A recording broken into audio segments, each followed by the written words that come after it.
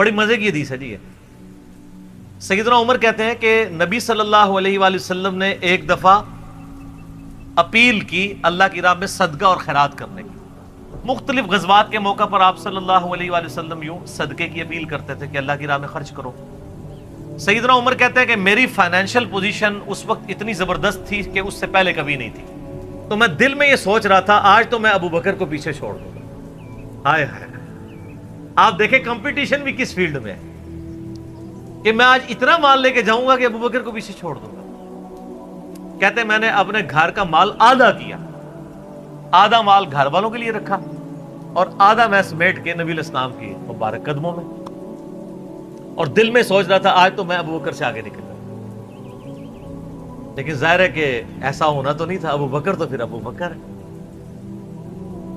تو سیدنا ابو بکر صدیق رضی اللہ تعالیٰ عنہ اپنے پورے گھر کا مال اٹھا کے نبی علیہ السلام کی خدمت میں حاضر ہوئے، یا رسول اللہ یہ میری طرف سے صدقہ۔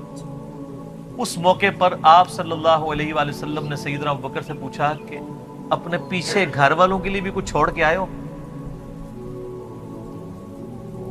تو سیدنا ابو بکر صدیق رضی اللہ تعالیٰ نے فرمایا ابقیت، میں نے باقی رکھا ہے اپنے گھر والوں کے لیے اللہ اور اس کا رسول عز وجل وصلی اللہ علیہ وآلہ وسلم، یعنی میں اپنے گھر والوں کے لیے اللہ اور اس کے رسول صلی اللہ علیہ وآلہ وسلم کی محبت، ان پر کامل ایمان، کامل یقین چھوڑ کے آئے ہوں۔ کیوں؟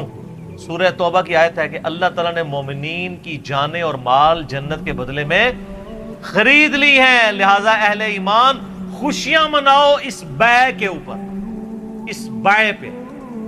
بیع کہتے ہیں تجارت کو، اسی سے لفظ بیعت بھی نکلا ہے۔ قرآن میں تو ہے کہ ہماری بیعت کس کے ساتھ ہے؟ اللہ کے ساتھ۔ جنت کے بدلے میں جان اور مال کس کے ذریعے؟ رسول اللہ کے ذریعے صلی اللہ علیہ وآلہ وسلم۔ اللہ کے سامنے انسان اپنے آپ کو بیچ سکتا ہے، انسان کے سامنے نہیں۔ وہ لہٰذا وہ جو بیعت جب کروا رہے ہوتے ہیں کہتے ہیں نہیں بیعت کا مطلب آپ نے اپنا آپ ہمارے آگے بیچ دیا۔ وہ آپ کے آگے کیا بیچا ہے؟ ایک منی کے گندے قطرے کی جو پیداوار ہے اس کے آگے اپنے آپ کو بیچ دیا ہم نے، کیا اللہ کے سامنے بیچا۔ انسانوں کو غلامی سے چھڑایا ہے نبی صلی اللہ علیہ وآلہ وسلم، نہ کہ انسانوں کا غلام بنایا ہے۔ یہ بیعت اللہ کے ساتھ ہے۔ جنت ملے گی جان اور مال کو اللہ کی راہ میں خرچ کرنے کی وجہ سے۔ تو سیدنا ابو بکر نے کہا کہ میں اللہ اور اس کا رسول باقی چھوڑ آئے ہوں۔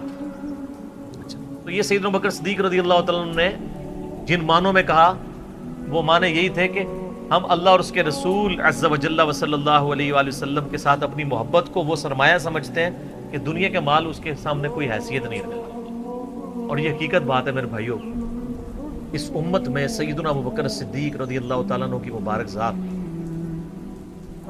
نبی صلی اللہ علیہ وآلہ وسلم کے ساتھ اور اللہ کے ساتھ کمٹمنٹ کی ایک اعلیٰ ترین مثال ہے۔ صحیح بخاری میں حدیث ہے، نبی صلی اللہ علیہ وآلہ وسلم نے فرمایا مجھ پہ مال اور وقت کے اعتبار سے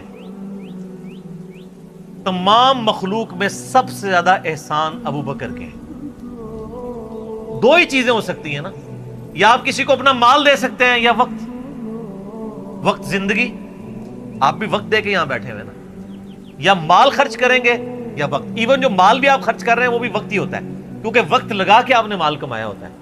نبی علیہ السلام نے فرمایا کہ اپنے وقت اور مال کے اعتبار سے سب لوگوں سے بڑھ کے مجھ پہ احسان ابو بکر کا ہے۔ اور اگر اس کے ساتھ ہی الفاظ ہیں بخاری مسلم میں، حدیث بخاری مسلم دونوں میں، اگر میں دنیا میں اپنا خلیل کسی کو بناتا تو ابو بکر کو بناتا، لیکن میں نے اپنا خلیل اپنے رب کو بنایا ہے۔ سر توحید ہر جگہ اوپر ہے۔ ان صلاتی و نسکی و محیایا و مماتی للہ رب العالمین، بے شک میری نماز، میری قربانی، میرا جینا، میرا مرنا سب اللہ کے